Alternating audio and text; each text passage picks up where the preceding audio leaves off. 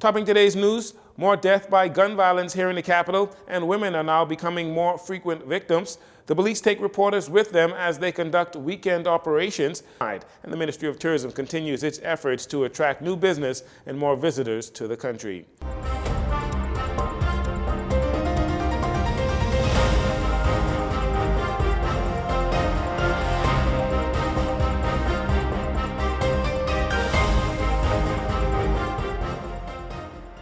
Good evening, Bahamas. I'm Jareno Saunders. This is your JCN Evening News. It's a pleasure to have you join us. Gun violence rocking the streets of the nation's capital as the country's murder count climbs to 113. 2 males, both of whom were being electronically monitored, and 2 females were gunned down in separate shooting incidents in less than 24 hours this weekend. Criminal detectives are now probing these killings. The latest homicide occurring in the early hours of Monday morning on Johnson Road, just opposite the Jehovah's Witness Church in the Fox Hill community. Chief Superintendent of Police Michael Johnson telling reporters on the scene that it was sometime after 5 a.m. this morning that police received information of a female being shot. Officers met the lifeless body of the woman just outside her residence with gunshot wounds to the upper extremities.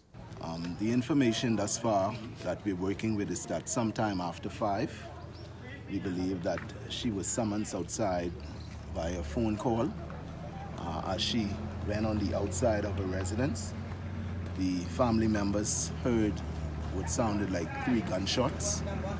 When they went outside to investigate, they met their loved one on the outside of her residence.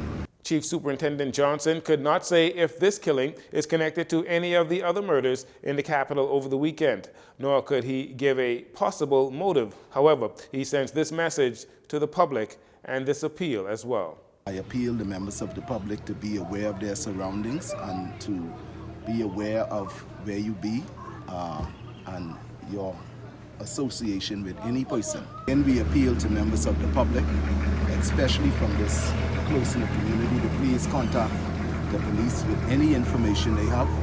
You can call CID at 502-999-123 or Crime Tipsis, or you can call the nearest police station, which is the Fox Hill Police Station, and give any information that you feel could assist us in this investigation.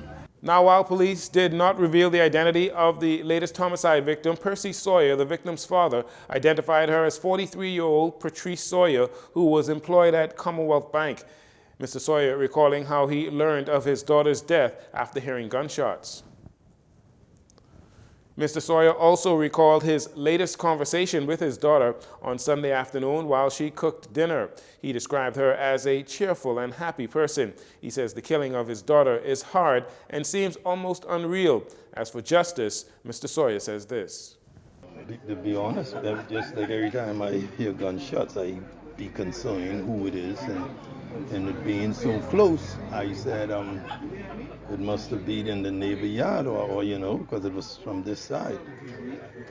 So I came downstairs to make sure they didn't, you know, because I heard a mother hollering. And I came downstairs and I meet her coming out the door, and I said, okay, you all right, let me look at Patrice. And when I touched the door, mother said, no, they ain't her, she ain't there. She ain't there. I said, that's her, she outside. I opened the door and I look over here. I didn't see no. I look around. I didn't see nothing. So I said, well, if she out here, where could she be? So that light wasn't working. I don't know why not. But I turned it on, and then I went out there. Then I saw her because this light was on. The rest is history. Mr. Sawyer contends whoever called his daughter, she definitely knew them. This is the second of his children that has been killed tragically, having lost a son to gun violence some 7 years ago. People cried before me, and people will be crying after me, and it seems like the criminal get the best of the pie. You know what I'm saying? We got everybody, all them big sodas who know the law and who know this and who know right from wrong. They always on the criminal side, but they have no heart, no feeling for the parent and the family of these doggone no good people. You see what I'm saying? Prior to the shooting death of Ms. Sawyer, on Sunday night, police launched investigations into a quadruple shooting in the Rock Crusher community that resulted in a double homicide, a male and female. This shooting unfolded on Lightbourne Avenue. These killings were the second and third murders in 24 hours, with the shooting incident happening in Coconut Grove on Saturday night. Here again is Officer in charge of the Criminal Investigation Department, Chief Superintendent Michael Johnson. Sometime after 7 p.m., police received a call that there was a quadruple shooting in this area. The information thus far is that a number of persons were standing in the area of Lightbourne Avenue, Rock Crusher, conversing, when occupants of which we believe is a silver-colored Japanese model type van pulled up. Two males exited that van. One was armed with a high-powered rifle. They fired at that crowd, shooting 4 persons. One female died on scene. The other persons were taken to hospital via private vehicle and ambulance, where another male succumbed en route to hospital. We are pleading to members of this close-knit community who have any information to contact us at CID at 502-999-123 or Crime Tips Us. Their information would be kept in the strictest of confidence.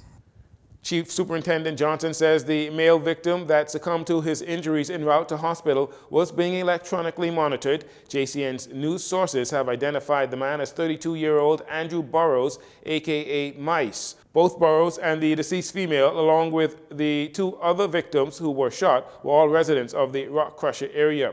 Chief Superintendent Johnson added that it is too early into the investigation to determine if the double murder is connected with Saturday night's killing. He reiterated that residents should be aware of their surroundings and who they associate with. I would ask all persons to please be vigilant, pay attention to their surroundings, and be wary of the persons you hang around. The commissioner always speaks about it. We have to be aware of the persons we hang around, even if it's our family members.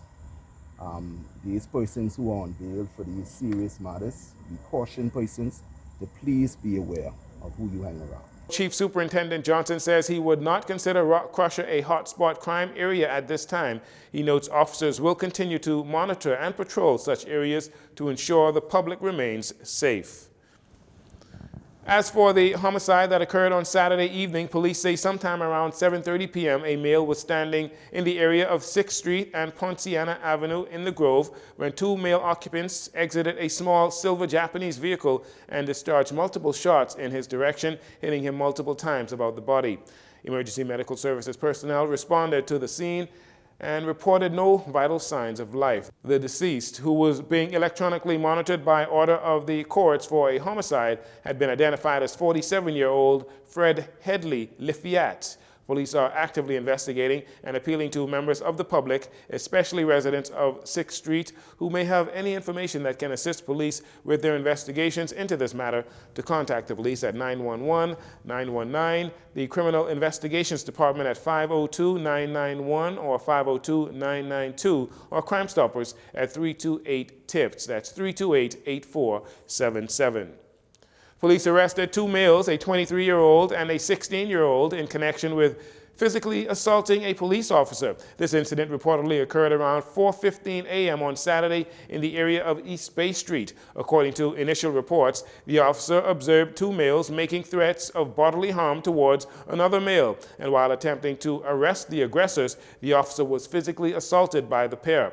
Assistance was requested, and responding officers from the Mobile Division arrested the adult and juvenile male regarding this incident. Active police investigations continue there as well. And finally, in this segment, reporters accompanied police as they conducted patrols in areas such as Coconut Grove and Montel Heights, being able to assist in a stabbing incident between 2 men by getting medical assistance to the stabbing victim, despite the culprit getting away. Meanwhile, officers carried out stop and search procedures on vehicles, as well as investigating areas for drugs with their accompanying K9 unit, during which a quantity of suspected marijuana was found.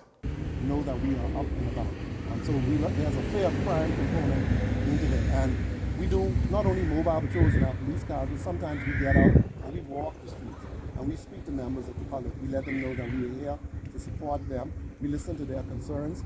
We get information, we get intelligence from them. They let us know where the drug houses are, who have firearms. They're very, very helpful and very, very happy to see the police. So part of it is to strengthen the relationship between the police and the community. We know during the holiday season, there are certain types of crime that tend to trend historically, and we are going to go and target those types of offenders in a preventative and an enforcement way. Okay? So that is what we're doing this evening. Chief Superintendent Hanna explains that operations such as Just Road are vital in building a strong relationship with police, adding that much of their investigations are successful because of the assistance of the Bahamian public and local communities. We'll take a break here. We'll be right back after these commercials.